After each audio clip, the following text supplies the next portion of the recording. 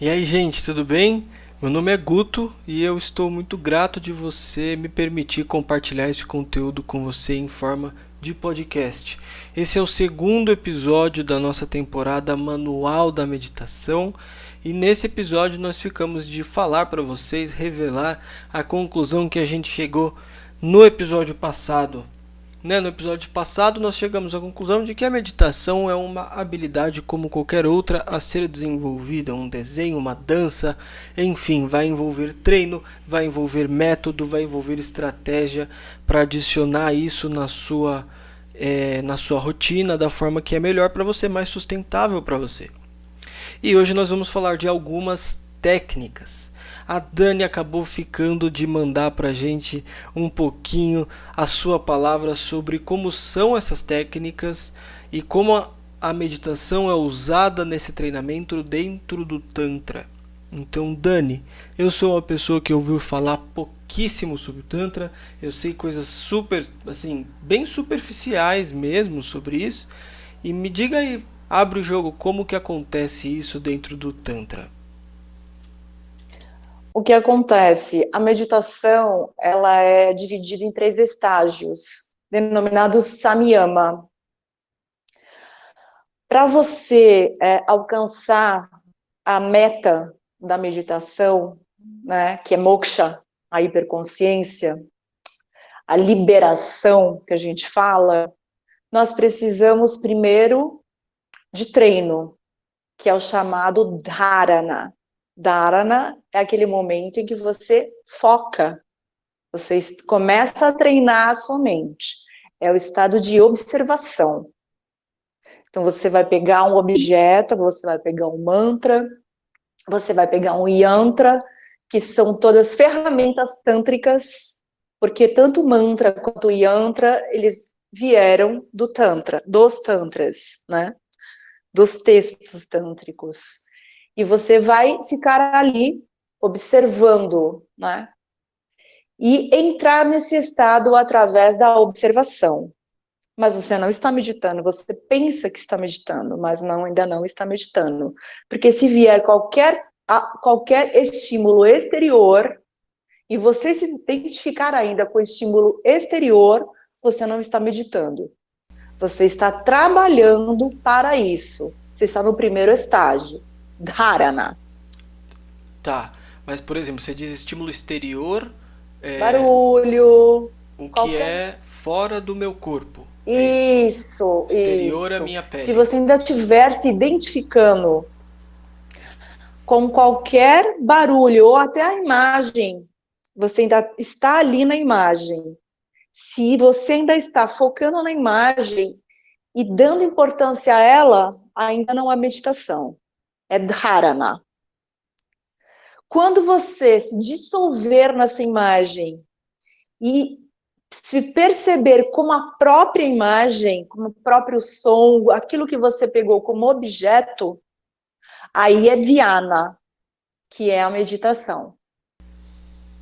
Mas mesmo assim, você não chegou ainda na meta. Ah, a meditação não é a meta, então.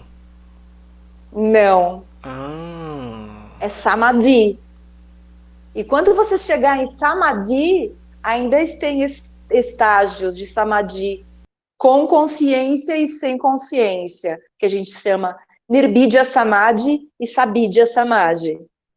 Só depois daí você vai chegar em moksha.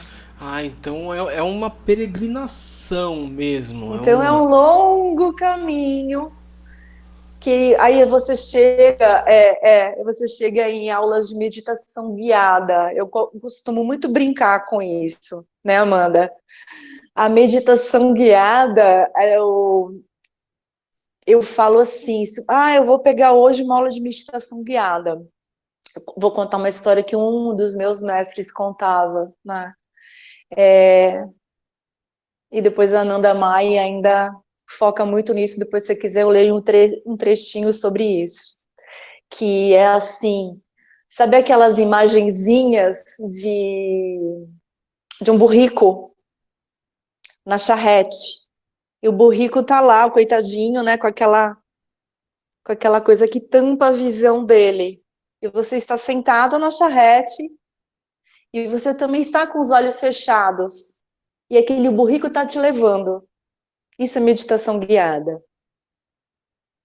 Não existe meditação guiada. Enquanto você estiver identificando ainda com o som da pessoa, com o que ele está falando, você não está meditando. A meditação acontece espontaneamente. Se não for espontaneamente, não é meditação. Eu achei interessantíssimo que você trouxe isso, porque isso entra muito de encontro com o que o Osho falou aqui no livro dele, o livro completo da meditação. Ele fez uma analogia maravilhosa sobre uma rosa. Diz que se você quer ter uma rosa no seu jardim, você vai precisar cuidar de solo, de exposição ao sol, de umidade, de condições climáticas, né? Como que você vai fazer isso durante o ano? E você dessa maneira vai deixar o ambiente todo apropriado para que a rosa finalmente aconteça. E eu estou entendendo então que essas técnicas são formas de deixar o seu corpo mais apropriado para Sim. que isso aconteça, para que a meditação eventualmente aconteça. Vou te dar um outro exemplo, rapidinho. Por que a gente pratica yoga? O que é yoga, assim, na visão de pessoas que não sabem o que é realmente a meditação, que é o yoga? Você fica vendo aquelas pessoas se movimentando, fazendo posturas psicofísicas, que são os asanas e tal, e aqui fala que aquilo é meditação. Não, aquilo é um preparatório para que o teu corpo fique saudável. Então você está praticando o Sukshma Vyayama, que é o início de um Hatha Yoga, que é uma coisa muito mais forte ainda, para você depurar, para você se purificar externamente e mentalmente. Então você vai preparar o seu corpo para não ter dor nas costas, para que nada lhe atrapalhe na hora de você sentar, cruzar as suas pernas, pousar as suas mãos adequadamente e estar em paz para conseguir focar no objeto, naquilo que você precisa de ainda, né? Você ainda precisa ter ali uma ferramenta, um treino. E depois dissolver até isso. Dissolver-se no né? Então, pelo que está me parecendo, é realmente um objetivo só e caminhos diferentes. O budismo é um caminho, o tantra é outro caminho, o Exato. yoga é outro caminho, enfim. Entendi. E aí o que acontece? Vamos supor, eu quero começar esse caminho pelo tantra. Como que o tantra especificamente vai trazer isso pra gente? O que é tantra? Vai ter que ter um podcast só disso, porque é muito complexo. Eu imagino. Deve, sei lá, né? Eu sei muito pouco sobre isso. Como Sim, que. sim. O que era mesmo que você tinha perguntado? Que eu sou velha, menino, calma. Eu Não. esqueço as coisas, eu já tenho 53 Não, anos, você tem relaxa. que dar um... Quero saber assim, por exemplo, quem que vai começar hoje? Vamos supor, quero começar. Optei esse caminho pelo Tantra. O que eu vou buscar? Você tem alguma referência de autor para trazer pra Tá, gente? então eu vou começar da palavra. Tá. Os tantras. Vamos lá então. O Tantra. O que é Tantra? Uma visão geral por Dani Bellini. Os tantras são textos, são escrituras advindas lá do período proto-histórico, antes ainda do yoga, né? Tudo veio nessa cultura milenar proto-histórica. Lá se cultuava o quê? A deusa, a mulher, como ferramenta de abertura de consciência. Lá se cultuava o deus Shiva e a divindade Shakti, né? A primeira mãe divina, que a gente chama de Kali. Nesses textos tântricos, o que eles nos ensinam? Rituais. Rituais de purificação do nosso corpo. Então, você também vai começar ali a fazer o quê? O uso de pranayamas, os respiratórios, com mantras iniciáticos, e a partir desses rituais, com os mantras, com os yantras, que são os objetos, as figuras, as figuras geográficas muito, muito iniciáticas, tudo isso você vai focar na imagem através do mantra específico, através do respiratório e através de atividades também de limpeza corporal, com tudo isso advindos dos textos tântricos, e aí sim você alcança também o que a gente chama de Satchidananda, o ser alterado de consciência. Sat, ser, Chit, consciência, e Ananda, o êxtase supremo desse estado alterado de consciência. Os textos tântricos, eles são em linguagem iniciática, então eles são linguagens de parábola, assim como a Bíblia. Então é muito perigoso você ler e interpretar errado esses textos. Então eu sempre, nos meus cursos, eu falo, né, que é muito cuidado com isso, porque aí já vai gerar o quê? Do êxtase da hiperconsciência já vai gerar o quê? O êxtase do hiperorgasmo, que outros gurus aí interpretaram errado, né? Então é muito perigoso você ligar os tantras sagrados, a massagem tântrica, a terapia tântrica, que nada tem a ver com os tantras. Agora eu entendi, agora tudo faz sentido. Entendeu? Então, Entendi. por isso que recomende um bom professor, que teve um bom mestre, para que não aconteça essas más interpretações de uma cultura milenar e sagrada. Eu recomendo para quem quiser se aprofundar no assunto, a própria Dani Bellini, Instituto Anandamai, Estúdio Anandamai, São Maravilhosa. Paulo, gente. É sério mesmo. Vamos começar logo o primeiro de muitos cursos online, que será sobre Kali, a mãe primeira, a Shakti primordial. Maravilhoso, maravilhoso. Eu lembro que quando eu comecei a fazer as minhas aulas de meditação, primeiro foram lá no templo budista Kadampa de São Carlos, onde eu morava, e depois eu acabei saindo de lá, voltei a morar aqui em São Paulo e comecei a fazer as aulas de meditação aqui no templo Sherabling, em São Caetano do Sul, onde eu conheci a Amanda. A Amanda me atendeu, né, num tarô budista, num tarô tibetano, e enfim, e lá eu lembro que esse caminho ele era bem parecido, só que eu gostei muito de como foi dividido didaticamente, né? Então eu sempre gosto de fazer essa comparação com relação a quem faz academia, que vai lá e vai fazendo exercícios e aumentando o peso, né? Aumentando a resistência a qual aquele músculo está sendo submetido. E a gente fazia uma coisa bem parecida com a meditação, né? A gente começava prestando atenção, focando a nossa atenção em algo que era pouco sutil, como a respiração. E aí, como a respiração mexe, né, expande a nossa caixa torácica, a gente sente o geladinho no nariz, ela é sensível fisicamente para nós. Então essa é a primeira coisa que a gente aprendia. E depois a gente deixava, como quem aumenta os pesos na academia, a gente deixava esse objeto de atenção mais sutil, a fim de tornar a nossa atenção mais sofisticada. Então a gente saía da respiração, ia para sentimentos, a gente saía dos sentimentos e ia para pensamentos, pensamentos a gente ia para emoções, e assim a gente ia tornando a nossa capacidade de observar a nós mesmos muito melhor, né? E essa eu acho que é a principal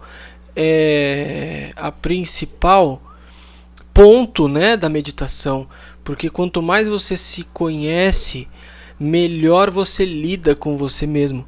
E o ser humano tem um histórico de gostar, né, de desenvolver afeto amoroso por aquilo que ele lida bem, Então, quanto mais você se conhece, mais você se ama de uma razão proporcional. Então, quanto mais você aumenta a sua capacidade de prestar atenção em si mesmo, quanto mais você aumenta a sofisticação da sua observação sobre si mesmo, mais profundidade você alcança com a sua meditação, mais intensamente você se conhece, mais intensamente você se ama. E eu gostei muito dessa forma que eles dividiram, porque eu achei muito didático. Então, Amandinha, eu queria que você trouxesse um pouco da sua experiência lá e como é esse caminho para alguém que fosse decidir trilhar esse lado mais budista, talvez. Eu não sei se para todos os budistas são assim, enfim. Como que é esse caminho para quem está com essa perspectiva? Perfeita a sua explicação. Nada como uma pessoa que passa pelo processo, né? Vocês percebem que você tem que passar pelo mínimo do processo para você conseguir explicar o que é assim, e ainda mesmo explicando em palavras, não é 100% a experiência, né? Então, você falou das técnicas. Existem inúmeras e talvez infinitas técnicas de meditação, porque a partir do momento que a gente trabalha com a mente, e a gente, pelo menos na linha do budismo tibetano, a gente percebe que tudo é mente, então as técnicas, elas também passam a ser ilimitadas.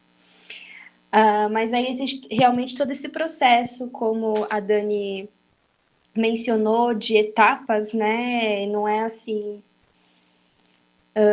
você não é assim, não é tão difícil como o pessoal imagina ser, colocando vários obstáculos no meio, mas também não é tão fácil, não é imediato, porque a nossa mente do ocidental está muito apegada no imediatismo e a resultados e a objetivos e enfim, né, nessa frenesia aí de querer galgar algum lugar que não tem materialidade, né? E as técnicas meditativas, elas primeiro, todas elas, se a gente for analisar assim, elas passam pelo primeiro primeiro foco, que é a atenção plena, ou shamatha, que no budismo significa o leve repousar, a leve abertura. Acho que o leve repousar é bem didático nisso, porque você repousa a sua atenção nesse objeto, seja num som, seja numa imagem, seja na percepção do seu corpo, seja na percepção da sua própria mente como base de atenção. E em tibetano, a palavra meditação, se não me engano, é gompa. E gompa significa você se familiarizar com a sua mente. Então você começa a se familiarizar com as formas mentais que vão surgindo, e aí você não se apega a elas, essas formas, mas deixa surgir e se dissolverem por si mesmas. Tem exemplos, né? A mente, a consciência como se fosse esse céu azul, amplo, luminoso, aberto, infinito praticamente. E as nuvens são essas formas, pensamentos que vão surgindo. Você olha para a nuvem, você não consegue captar a forma dela, porque ela está sempre se movimentando, né? É igual o pensamento ele é nuvem. E quando a gente olha para o céu, a gente Algumas a gente consegue reconhecer, né? Algumas a gente dá nome, algumas a gente reconhece. Isso é ovelha, isso é. Quando a gente olha para o céu, a gente tem aquela brincadeira de ficar achando forma, né? Uhum. É a mesma coisa que acontece na nossa mente. A gente fica olhando e querendo achar forma, querendo achar um porquê, achar uma história, achar uma dor, achar uma felicidade. E aí isso é o sofrimento, né? A mente que não consegue se fixar e sempre nessa busca. E a meditação é isso, como se a gente deitasse na grama, olhasse para esse céu cheio de nuvens, atrás está a consciência limpa, aberta, luminosa, e a gente só observa esses pensamentos sem se fixar se é uma forma de elefante, de papagaio, se parece com a minha mãe, com a minha avó. A gente só deixa fluir, passar, assim, né? E essas são as práticas de atenção plena, né? De shamatha, do leve repousar. São bem didáticas, dá pra gente, assim, são totalmente criativas e principalmente quando o praticante começa a ter mais maturidade de conhecer a sua própria mente, dele começar a meditar mesmo no seu dia a dia. Então, você tá lavando a louça, você só tá lavando a louça, você não tá lavando a louça pensando no boleto que você paga. Às vezes, opa, tô lavando a louça e eu percebi que eu tô muito ansiosa. Nossa, percebi que eu tô ansiosa, perfeito. O que eu vou fazer? Vou fugir da ansiedade? Não. Vou chamar a ansiedade para ser minha base de meditação. Como que eu Perfeito. fico É, quando... Amandinha, eu preciso te interromper agora, porque esse é um assunto que eu queria dar um holofote bastante forte, porque eu já vi muitas pessoas falarem que a grande vilã, grande dificuldade de conseguir fazer a meditação é por conta da ansiedade. Eu não medito porque eu sou ansioso, eu não medito porque eu não consigo relaxar, não consigo ficar quieto. Sim, Não é? Vocês também Sim. sentem isso? Então, eu queria dar uma atenção muito grande para isso e falar como que a gente pode trabalhar a ansiedade e abraçar a ansiedade como nossa melhor amiga na nossa meditação. Esse podcast está chegando ao fim, já estou batendo os 20 minutos que é o programado para cada episódio. Não perca o próximo episódio na semana que vem, porque nós vamos abraçar essa técnica. Como ajudar, como pegar essa ansiedade e tornar ela a nossa maior aliada no nosso caminho meditativo, no nosso processo de autoconhecimento e meditação. Muito obrigado por estarem aqui. Até a semana que vem. Medite-se.